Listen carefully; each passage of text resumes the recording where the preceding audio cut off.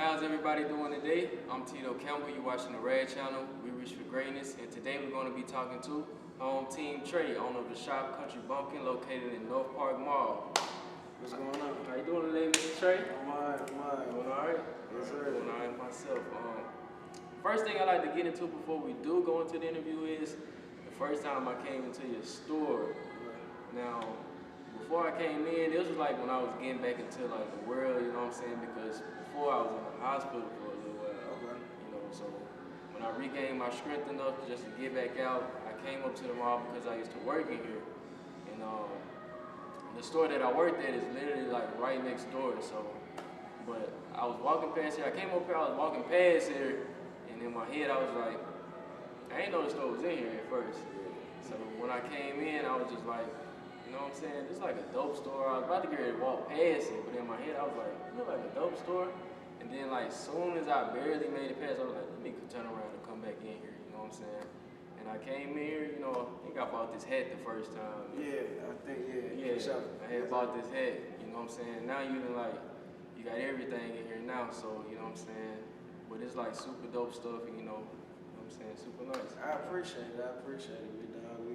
We've been, you know, just moving and just growing and growing. Alright. Well, the first thing I'd like to get into is how did this store come about? What made you want to open up Country Bumpkin? Man, so Country Bumpkin actually started while I was at Jackson State. When I was at Jackson State, it didn't really start as me saying, okay, I'm about to get a store. It was just, I was DJing on campus a lot, and it was just one of them things that I just wanted to kind of like get into fashion to see, like, you know, how people would perceive it, like the brand, how people would receive the brand, and you know what I'm saying, could this work, you know what I'm saying? You know, people received it well, and they was digging it, and I was just selling shirts out of my backpack, and now you're here. You know what I'm saying? For sure. You see on the back wall, people really been messing with you for real. Yeah, man, they've been coming, they've been shopping, and you know, it's became bigger than what I ever could imagine. Alright. My next question is, how long has the store been open? The store's been open for about 7 months now. 7 months now? Yeah. Alright, so in this 7 months, I'm sure you probably learned a lot. What? So, what have you learned so far about owning your own business? Man, what I learned is it takes a whole lot of money to run a business. You know, like you have to be a little bit you gotta be a little bit crazy. You know what I'm saying, to run a business, because a lot of times when I run this business, I'm making a way out of no way. You know what I'm saying? I've learned that I didn't start with enough money. You know what I'm saying? I actually started with too less of an amount of money. You know what I'm saying? Just being that bullheaded kid that just wanted to, like, you know, chase his dream by any means necessary. You know, and I don't regret what I did, but I do wish I would have came in with a sufficient amount of money. You know what I'm saying? That's one of the big things that I learned, that it takes real money to run a business, for sure. But you're doing it though. Yeah, it's definitely, you know what I'm saying? I'm doing it, but I'm gonna be real, man. Like, a lot of people, you know, they get on platforms and they just wanna, like, tell you only the goods, or tell you that, you know what I'm saying? It's hard, it takes a lot of bread, and it's a difference between having enough money to where you can keep things rolling and you can put a little money in your pocket and really making a difference and growing to a whole nother level. You know what I'm saying? Like, when I first started here, I started with about $3,000. Now, that is a super small amount of money, and when you're talking about business, you know what I'm saying? Like, I did the research. Most businesses start with at least $30,000. So, in the clothes. stuff or just in general. Like, okay. if you go on Google and you say, how much it takes for me to open up have a business? Yeah, you know, you'll see small stuff like, oh, well, it costs $50 to get your LLC, or it costs what, bam, but that's just the paperwork. That's not actually inventory or the machinery to do whatever you're going to do, unless it's service-based, you know what I'm saying? If you cutting hair, yeah, you know, you buy a set of clippers and you good, but if it's anything dealing with selling, you know what I'm saying, a product or something, you gotta buy inventory. And if you don't have inventory, you know what I'm saying, you're not able to really make the money that you want to make. You know, and that was one of my mistakes was coming in with not enough. Now, you know, being here 7 months, we've definitely grown a whole lot, and we started with no sign. We didn't have enough money for a sign. You know what I'm saying? We started with like 2 racks. We didn't have nothing. You know what I'm saying? The stuff that you see in here, it was stuff that we got from Love Culture was moving. They were moving into a different building. So a lot of the stuff that you see in here was stuff that we grabbed from Love Culture. The what is this called? Like the cash. The counter. That was already here.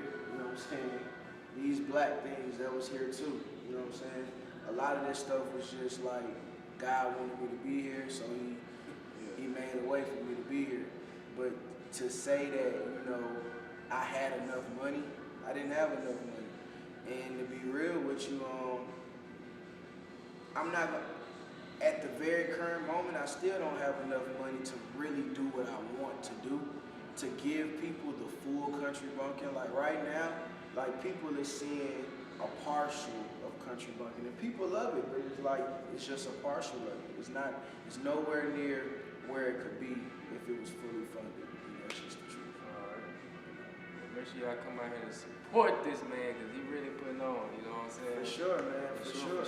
And another thing I kind of wanted to say too, man, was like the brand has like grown. At first, it was just like Country Bumpkin. It was just about, you know, embracing being from the South, not being afraid to tell somebody that you're Southern and that, you know what I'm saying, that you're country, because it always comes with this negative thing. But it has like grown to become way more. It's like, it's inspirational, you know what I'm saying? People come in here and they're like, man, I love what you're doing. You know what I'm saying? Like, it really shows that it can be done. And, you know, a lot of us, we tell these stories about like how we made it. And, you know, my story is a story of somebody who didn't have money. You know what I'm saying? Like, you could go to school and go get a $3,000 refund right now if you want to.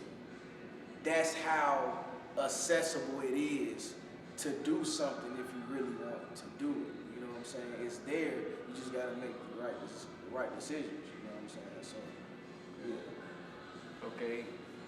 What motivated you to become an entrepreneur? Well, I can say that it's kind of, it's always been around, but I've never really just, you know, until I got to college. Like, my parents were entrepreneurs when they were around my age. They had a daycare center, and it did well, you know what I'm saying? So I wasn't old enough to be like, yeah, I want to have business, but just being in the environment, you knew it was there, you know what I'm saying? But I didn't really act on it until I got to college. I was broke. My folks didn't really have no money to give me, and I had to figure out a way to make some bread. Yeah. And I asked myself what was the only thing I knew how to do.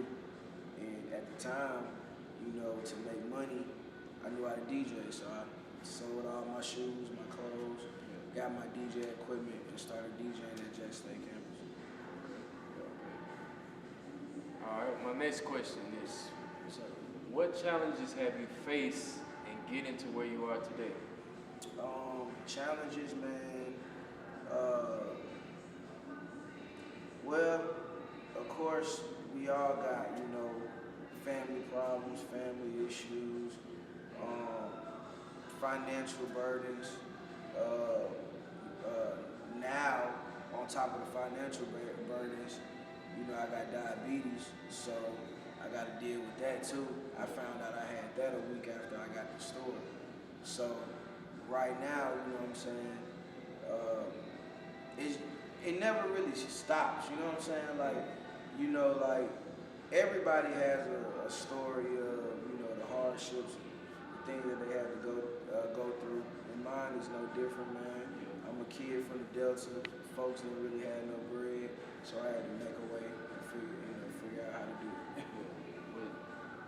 But I know what you mean. Like a lot of people, like, just say like you go through stuff, but like just a lot of people don't really even just let it show like that. You know what I'm saying? For sure. Yeah, I guess it's just something you just try to stick to the positive. You know what I'm saying? Yeah, you know, you don't want to, like, my thing is like, it's there, but you don't want to done on it because it ain't gonna do no good. You know what I'm saying? Like, I tell you what it is. You know what I'm saying? I let you know straight up. Yeah, this is this is that. My pops got diabetes. You know what I'm saying? He's in a state where he's not talking right now. He's not mobile. You know what I'm saying? So, yeah, those are the things that I have to go through in my life. You know what I'm saying? But what I'm trying to do and where I'm trying to go and what I'm trying to do, I just have to deal with it because that's what we all have. We all have problems that we got to deal with. So that's kind of what it is. My next question. What's up? Is what advice would you give to anyone that's trying to become an entrepreneur like yourself? Okay. I would tell them to study. You know what I'm saying? And when I say study, I don't mean, you know, you got to go to school or anything of that. I'm just saying study your market, study what you're trying to do. You know what I'm saying? Before I did Country Bumpkin, I didn't only just study other brands. I studied like other clothing brands. I studied like regular brands, like successful brands. What do they all have in common? You know what I'm saying? You know, like simplicity is what I found out. Have a meaning, but keep it simple. Keep it straightforward. You know what I'm saying? Don't try to do too much. You know what I'm saying? Make sure that your logo represents your brand. You know what I'm saying? Well, you know what I'm saying? Yeah. It's dope stuff. Yeah. And it's just like it's just about, you know what I'm saying? It's just about studying. Just study it to the point where you know what you're trying to do. Because once you get here, it's still gonna be stuff you don't know, but you don't want to come in blind. You know what I'm saying? For sure. That's real.